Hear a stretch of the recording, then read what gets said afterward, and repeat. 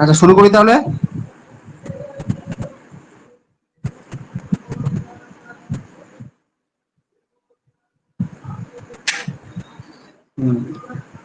Screen দেখতে পাচ্ছ? কেউ একজন রেসপন্স করবে? পাচ্ছি।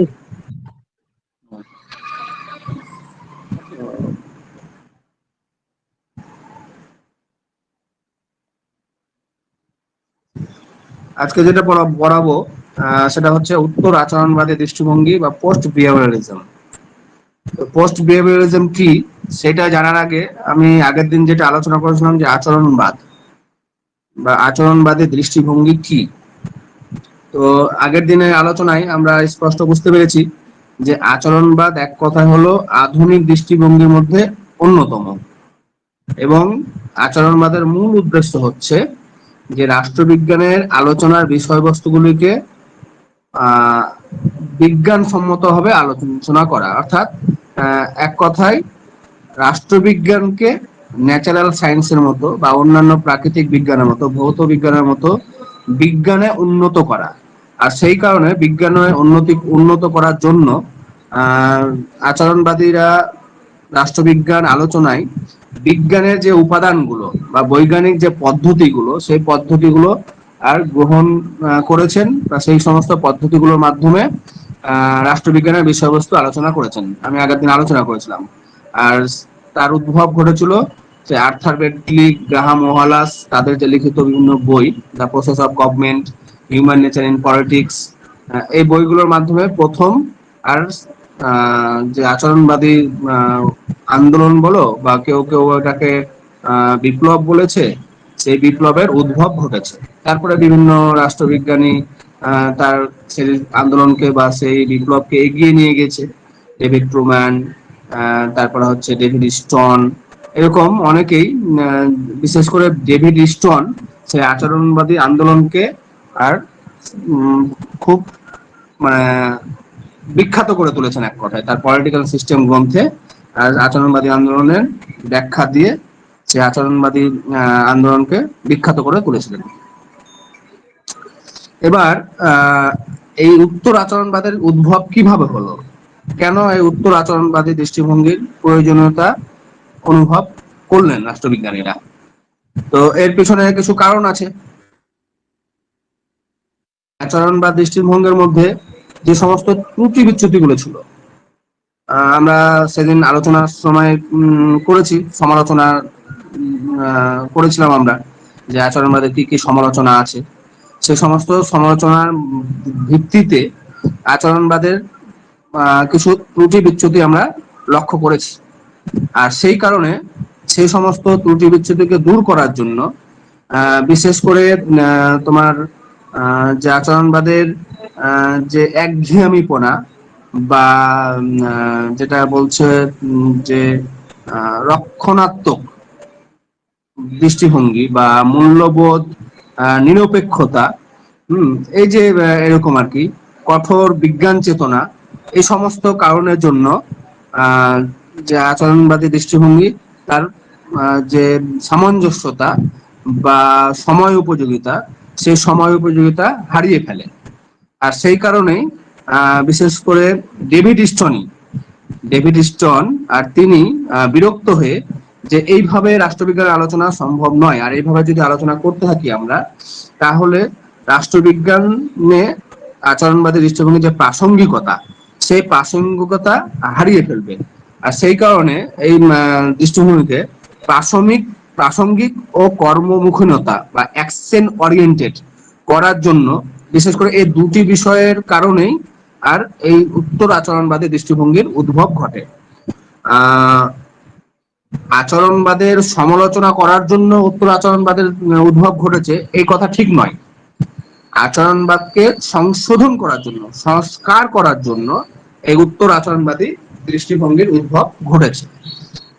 ডেভিড স্টোন তিনি প্রথম আর এই আচরণবাদী উত্তর আচরণবাদী যে আন্দোলন তার ঘোষণা করেছেন। আর এই ঘোষণা করেছেন কখন? এই ঘোষণা করেছেন তিনি যখন আমেরিকান পলিটিক্যাল সায়েন্স অ্যাসোসিয়েশনের প্রেসিডেন্ট ছিলেন।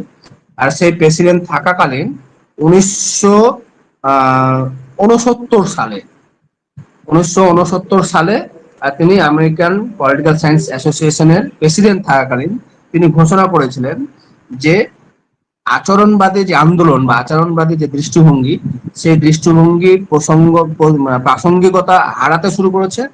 আর সেই কারণে নতুন করে পোস্ট বিহেভিয়ারালিজম বা নিও বিহেভিয়ারালিজম, উত্তর আচরণবাদ বা নতুন আচরণবাদ, এরকম আচরণবাদের তিনি ঘোষণা করেছেন। এই যে সালটা মনে রাখবে সবাই। আর আমেরিকান পলিটিক্যাল সায়েন্সের অ্যাসোসিয়েশনের প্রেসিডেন্ট ছিলেন ডেভিড স্টোন। এটা অনেক সময় পরীক্ষাতে আসতে পারে। শুধুমাত্র ডেভিড স্টোন এই আচরণবাদকে সমালোচনা করে বা সংশোধন করার জন্য উত্তর আচরণবাদের সৃষ্টি করেছেন, এটা যেরকম 1969 সালে তিনি করেছেন, কিন্তু তার আগে থেকেই আচরণবাদী আন্দোলনের যে মূল স্রোত চলছিল, সেই সময়ই লিও স্ট্রাস হোয়াট ইজ পলিটিক্যাল ফিলোসফি নামে একটা জার্নাল, হ্যাঁ, 1957 সালে, সেই 1957 সালে সেই জার্নালে প্রথম ক্রিটিসাইজ করেছেন। এবং তারপরে পরেই আবার 1969 সালে Sheldon Wolin political theory as a vocation, এরকম আমেরিকান পলিটিক্যাল সায়েন্স রিভিউ জার্নালে, আর সেখানেও তিনি আচরণবাদের যে সমালোচনা, সেই সমালোচনা করেছেন।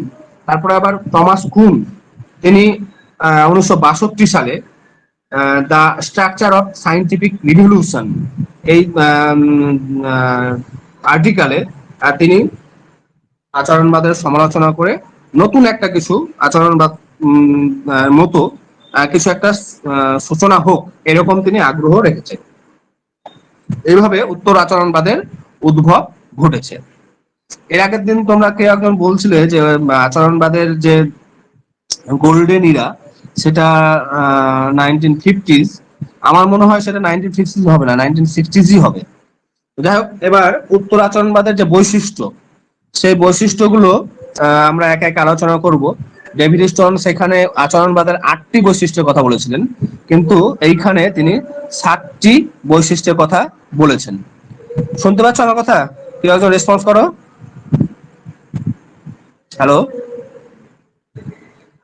শোনা যাচ্ছে?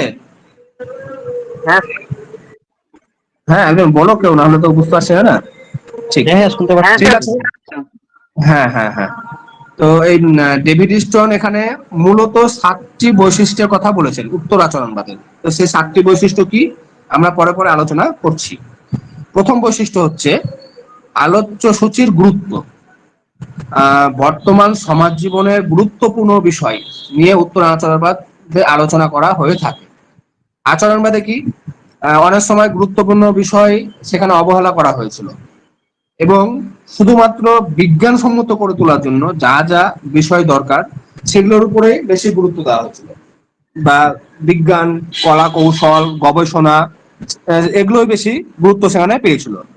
কিন্তু আরো কিছু বিষয় আলোচ্য সূচির অন্তর্গত হওয়া দরকার, আর সেগুলো এখানে উত্তর আচরণবাদে আর গুরুত্ব দেওয়া হয়েছে। দ্বিতীয় বৈশিষ্ট্য কি? দ্বিতীয় বৈশিষ্ট্য বলা হয়েছে পরিবর্তনশীলতা। আমরা সকলেই জানি যে সমাজ সর্বদা পরিবর্তনশীল, আর এই সমাজের পরিবর্তনের সাথে সাথে যদি আলোচনার পদ্ধতির পরিবর্তন না ঘটানো যায়, বা আলোচনা পদ্ধতি সমাজের সাথে তাল মিলিয়ে যদি না করা যায়, যদি রক্ষণশীল চিন্তা ভাবনার আলোচনা করে থাকি, তাহলে কিন্তু সেই আলোচনায় সম্পূর্ণতা আসে না। আর সেই কারণেই সময়ের সাথে তাল মিলিয়ে পরিবর্তন যেভাবে হয়, যে পথে হতে চলেছে, সেদিকে লক্ষ্য রেখেই পরিবর্তিত বিষয়ের উপরে গবেষণা করতে হবে। আর সেই কথা উত্তর আচরণবাদে ডেভিড স্টোন আর বলেছেন। পরবর্তী বৈশিষ্ট্য তিনি বলেছেন যে সাধারণ বাস্তবতা, মানে বাস্তব ভিত্তিতে আমাদের আলোচনাকে এগিয়ে নিয়ে যেতে হবে। আর যদি বাস্তব ভিত্তিতে না নিয়ে যায়, তাহলে আলোচনা কখনোই যুক্তিযুক্ত হবে না। ফলে সমাজের যে বিদ্যমান সংকট, উত্তেজনা, চাঞ্চল্য প্রভৃতির দিকে নজর রেখে রাজনীতি আলোচনা করতে হবে। আচরণবাদে আমরা কি দেখেছিলাম? আচরণবাদে দেখেছিলাম যে মূল্যবোধকে নিরপেক্ষ, অর্থাৎ পদ্ধতি, তথ্য সংগ্রহ, এই সমস্তর উপরে বেশি গুরুত্ব দেওয়া ছিল। সমাজে বাস্তবে কি ঘটে চলেছে, কোন বিষয়কে নিয়ে সমাজের মধ্যে উত্তেজনা হয় বা আন্দোলন গড়ে ওঠে, সে সমস্ত বিষয় নিয়ে সেখানে হয়তো অতটা গুরুত্ব দেওয়া হয়নি। পরবর্তী বিষয় বৈশিষ্ট্য হচ্ছে মূল্যবোধ, যেটা সবচেয়ে গুরুত্বপূর্ণ আচরণবাদের। যে মূল্যবোধ নিরপেক্ষভাবে রাষ্ট্রবিজ্ঞানের বিষয়বস্তু আলোচনা আচরণবাদে আমরা দেখেছি, কিন্তু পুরোপুরি মূল্যবোধ নিরপেক্ষ করে আলোচনা করা যায় না। কারণ আহ, বিজ্ঞানের নামে রাজনৈতিক গবেষণাকে মূল্য বিবর্জিত করার অর্থ হলো রাজনীতির যে স্বাতন্ত্রতা, সেই স্বাতন্ত্রতাকে অবহেলা করা। আর সেই কারণে এটাকে মূল্যবোধ নিরপেক্ষ নয়, কিছু কিছু ক্ষেত্রে মূল্যবোধ যুক্ত হিসাবেও রাষ্ট্রবিজ্ঞানের বিষয়বস্তুকে আলোচনা করতে হবে। আরো কিছু এখানে বৈশিষ্ট্য কথা বলেছে, সেটা হচ্ছে দায়িত্ববোধ, রেসপন্সিবিলিটি। রেসপন্সিবিলিটি বলতে কি বোঝাচ্ছে, যে সামাজিক জীবন তথা সমাজ ও সভ্যতাকে বজায় রাখার দায়িত্ব উত্তর আচরণবাদে যে রাষ্ট্রবিজ্ঞানী আর তাদের উপরে অর্পণ করা হয়েছে। আর এই মতবাদ কি, সামাজিক জীবনকে সুস্থ রাখার জন্য সমাজের পক্ষে যে কোনো প্রাসঙ্গিক বিষয় নিয়ে কাজ করা, সমাজের সাথে সম্পর্কিত যে কোনো বিষয়, আর যা সমাজকে এগিয়ে নিয়ে যাবে, সমাজের উন্নতি ঘটাবে, সেই সমস্ত বিষয়ের উপরে আলোচনায় তারা গুরুত্ব দিয়েছে। তারপরে বলেছে কর্মমুখীনতা, যেটা উত্তর আচরণবাদের সবচাইতে গুরুত্বপূর্ণ একটি অংশ, অ্যাকশন ওরিয়েন্টেড। আর সেই অ্যাকশন ওরিয়েন্টেড কর্মমুখীনতাকে সামনে রেখে আর সর্বদা অ্যাক্টিভ ভাবে পরিবেশের সাথে খাপ খাইয়ে নিয়ে যে আলোচনা, সেই আলোচনার কথা এখানে উত্তর আচরণবাদে বলা হয়েছে। এখানে কল্পনা বিলাসী বিজ্ঞান এর পরিবর্তে কর্মমুখী বিজ্ঞানের উপরে বেশি গুরুত্ব, শুধুমাত্র পদ্ধতি বা টেকনিক, বিজ্ঞানের যে বিভিন্ন রকমের কলা কৌশল, সেগুলোর উপরেই শুধু গুরুত্ব না দিয়ে ফ্যাক্ট কি, বাস্তব কি, অ্যাকচুয়ালি কি হচ্ছে, তার উপরে গুরুত্ব দিয়ে আলোচনাকে এগিয়ে নিয়ে যেতে হবে। আর সেই কথাটা এখানে বলেছেন ডেভিড স্টন। আরো কি বলেছেন, রাজনৈতিকীকরণ, অর্থাৎ যে উত্তর আচরণবাদ রাষ্ট্রবিজ্ঞান আলোচনা করার সাথে সাথে সংশ্লিষ্ট ব্যক্তি সমূহের রাজনীতিকরণের কথা বলে থাকে। অর্থাৎ রাষ্ট্রবিজ্ঞানের শিক্ষক, গবেষক, ছাত্র, বাস্তব রাজনীতিবিদগণ যখন সামাজিক জীবনের প্রাসঙ্গিক বিষয় নিয়ে আলোচনা করেছেন এবং সামাজিক লক্ষ্য নির্ধারণ করতে পারছেন, তখনই তাদের রাজনীতি ঘটে বা রাজনীতিকরণ ঘটে। আর এই রাজনৈতিক বিষয়ের সাথে ঘনিষ্ঠতাকেই বলা হচ্ছে রাজনীতিকরণ। আর এই রাজনীতিকরণ ব্যতীত রাজনৈতিক জীবন অভ্যন্তরীণ সম্ভব নয় বলে উত্তর আচরণবাদরা মনে করেন। তারা আচরণবাদীরা কি করেছিলেন, যে থিওরি আর প্র্যাকটিক্যাল এই দুটোকে পুরোপুরি আলাদা করে দিয়েছিলেন। কিন্তু উত্তর আচরণবাদী বলছে যে থিওরির সাথে প্র্যাকটিক্যালের সমন্বয় ঘটাতে হবে, তবে গিয়ে আমরা যে আচরণবাদী বা যে রাষ্ট্রবিজ্ঞানের বিষয়বস্তু আলোচনা করছি, সে আলোচনায় আর একটা পরিপূর্ণতা পাবে। আর ডেভিড স্টনের এই উপযুক্ত বৈশিষ্ট্যগুলো আলোচনা করলে দেখা যায় যে উত্তর আচরণবাদ রাজনৈতিক আলোচনার ক্ষেত্রে প্রাসঙ্গিক ও সামাজিক সমস্যা সমাধানের সহায়ক বিষয়ের উপরে নিরন্তর গবেষণামূলক কাজ চালিয়ে গেছে। অর্থাৎ যে প্রাসঙ্গিক বিষয় বা সামাজিক বিভিন্ন যে সমস্যা সমাধানের বিষয়গুলো, সেগুলোর উপরে আর গুরুত্ব দেওয়া হয়েছে এবং সামাজিক বিজ্ঞান হিসাবে রাষ্ট্রবিজ্ঞানের অনুশীলনকে বাস্তবসম্মত, অর্থাৎ অ্যাকচুয়ালিটি বা অভিজ্ঞতা ভিত্তিতে আর অভিজ্ঞতামুখী করে গড়ে তোলার একটা চেষ্টা। এর ফলে আধুনিক রাষ্ট্রবিজ্ঞান আলোচনায় উত্তর আচরণবাদের গুরুত্বকে আর সেই কারণে অস্বীকার করা যায় না। সমালোচনা আমাদের করতেই হয়, কারণ সমস্ত কিছু রাষ্ট্রবিজ্ঞানে আমরা সন্দেহের চোখেই দেখি, এবং সন্দেহের চোখে দেখি বলে তার যতই পজিটিভ দিক থাকুক না কেন, যতই ভালো দিক থাকুক না, তার কিছু না কিছু সমালোচনা উঠে আসবেই। আর সমালোচনার মাধ্যমেই নতুন কিছু জানার একটা আগ্রহ দেখা যায়, যেটা আমরা দেখতে পেলাম আচরণবাদের সমালোচনা হতে হতে তখন ডেভিড স্টোন, যিনি আচরণবাদের মূল প্রাণ পুরুষ, তিনি কিন্তু বিরক্ত হয়ে আচরণবাদকে উন্নত করার জন্য, সংস্কারিত করার জন্য আর এই উত্তর আচরণবাদের সৃষ্টি করেছেন। আর এই উত্তর আচরণবাদের সমালোচনা আমরা করতেই পারি, আমাদের করতেই হবে। কি কি সমালোচনা এখানে তুলে ধরা হয়েছে? এখানে হচ্ছে যে রাজনৈতিক গবেষণায় মূল্যবোধকে এতটা আশ্রয় দেওয়া হয়েছে। প্রথমে দেখো, মূল্যবোধ নিরপেক্ষ করছিল বলে সমস্যা, এবার এখানে মূল্যবোধকে যুক্ত করছে বলে সমস্যা। তো সেই কারণে মূল্যবোধ যুক্ত করাটাকে একটা সমালোচনা হিসাবে সমালোচকরা তুলে ধরেছেন। আর কি সমালোচনা? রাষ্ট্রবিজ্ঞানের এই উত্তর আচরণবাদে আমরা কি দেখতে পাচ্ছি? সংখ্যায়ন ও সংখ্যাতত্ত্ব একেবারে উপেক্ষা করা হয়েছে। অপেক্ষা হবে না, উপেক্ষা হবে। উপেক্ষা করার কারণে রাষ্ট্রবিজ্ঞান আলোচনা অতি সরলীকরণ হয়ে উঠেছে, যেটা আমরা ওই পরম্পরাগত বা ঐতিহ্যবাদী দৃষ্টিভঙ্গিতে আমরা দেখেছিলাম। তারপরে কি বলেছে সমালোচনা? সামাজিক জীবনের পক্ষে প্রাসঙ্গিক বিষয় নিয়ে গবেষণা করার কথা বলতে গিয়ে উত্তর আচরণবাদ কি হচ্ছে? গভীর ও সূক্ষ্ম চিন্তার জন্য গবেষণাকে উপেক্ষা করেছে। যে গভীর চিন্তা বা গভীর সরলীকরণ করতে গিয়ে যে ডিটেলসে যাওয়া বা ডিপে গিয়ে যে রিসার্চ করা, আলোচনা করা, সেইটা এখানে উপেক্ষা করা হয়েছে। আর কি করা হয়েছে? এখানে সমাজে প্রচুর সমস্যা থাকে, সমস্ত সমস্যা নিয়ে যদি আলোচনা করি তাহলে আমরা এগিয়ে যেতে পারবো না। সমাজের কিছু সিলেক্টেড বিষয় নিয়ে আলোচনা করতে হবে। আর এইখানে উত্তর আচরণবাদে বলছে কি সমস্ত সমস্যা নিয়ে আলোচনা করতে হবে। আর এই কারণে উত্তর আচরণবাদে প্রয়োজনীয় ও প্রাসঙ্গিক সমস্যা বিষয়ে চিহ্নিত করার কথা বলে না। যে যেগুলো সিলেক্টিভ সমস্যা বা যেগুলো প্রয়োজনীয় সমস্যা, যে সমস্যাগুলো প্রাসঙ্গিক, সেই প্রাসঙ্গিক সমস্যাগুলোকে চিহ্নিত করে আর সেই সমস্যাগুলোকে নিয়ে আলোচনা করা, এগুলো কিন্তু উত্তর আচরণবাদীরা বলে না, সেজন্য সমালোচিত হয়ে থাকে। পরবর্তী সমালোচনা কি বলেছে? যে সামাজিক পরিবর্তনের গতিপথকে যথাযথভাবে নির্দেশ করে না।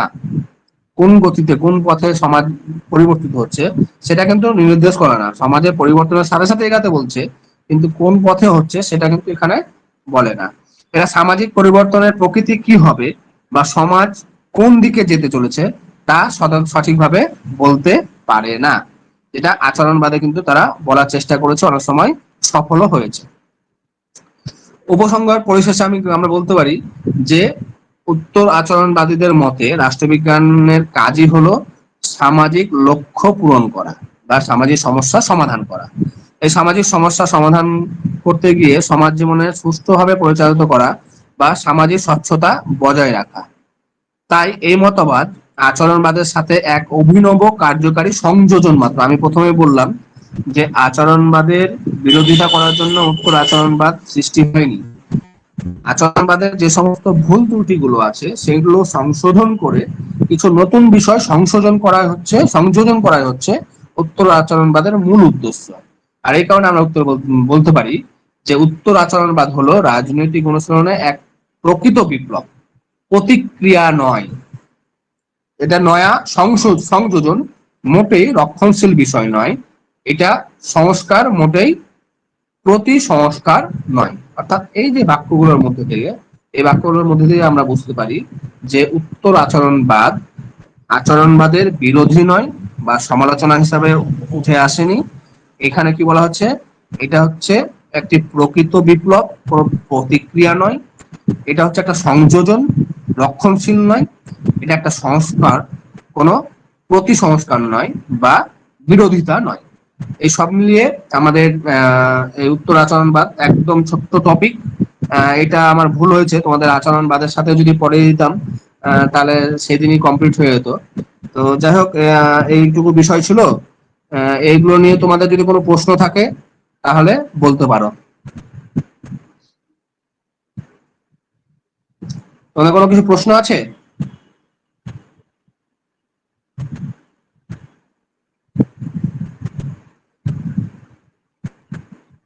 হ্যালো?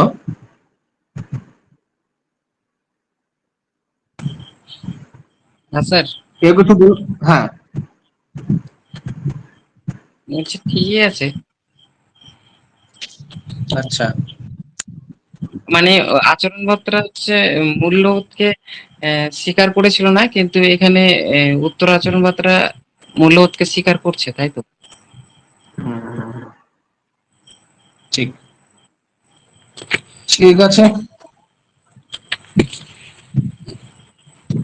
এরপরের দিন, কালকে তো তোমাদের নেটের যারা প্রিপারেশন নিচ্ছ নেট সেটের, তাদের তো ক্লাস নিবে ইন্টারন্যাশনাল রিলেশনের উপরে।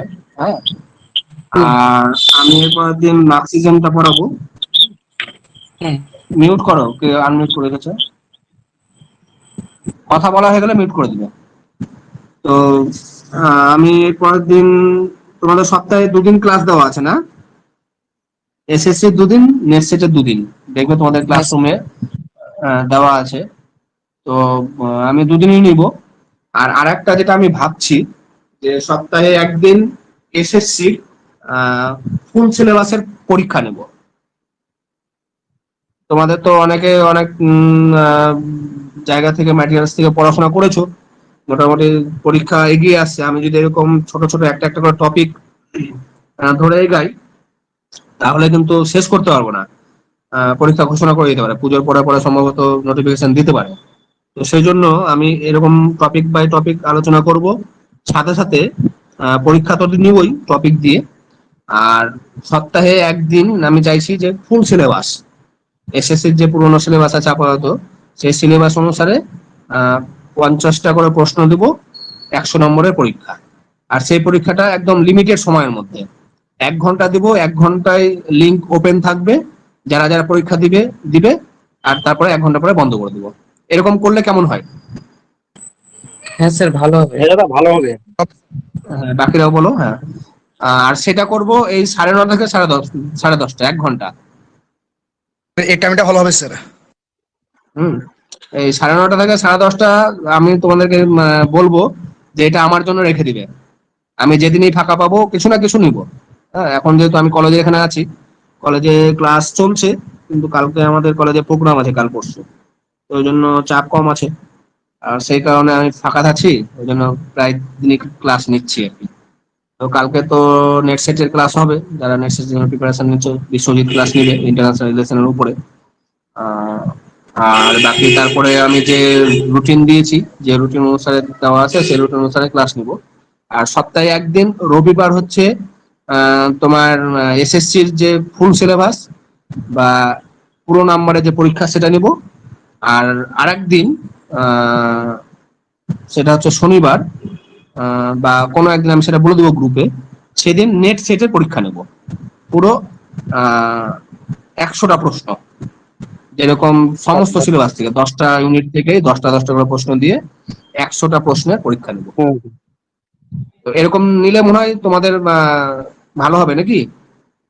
হ্যাঁ হ্যাঁ ভালো হ্যাঁ হবে। স্যার, ভালো হবে। ঠিক ঠিক ঠিক আছে, স্যার তাহলে আজকে একদম ছোট্ট টপিক ছিল। হ্যাঁ, আলোচনা করলাম, কোনো যদি সমস্যা থাকে প্রশ্ন থাকে করবে। আর আমি তো মোটামুটি সব ক্লাসগুলো ইউটিউবে দিয়ে দিচ্ছি, তোমাদের প্রয়োজন হলে সেখান থেকেও রিপিট করে নিতে পারো যদি কোনো সমস্যা হয়। বাকি দাদা বন্ধুদেরও শেয়ার বলছি যে করতে পারো। হুম,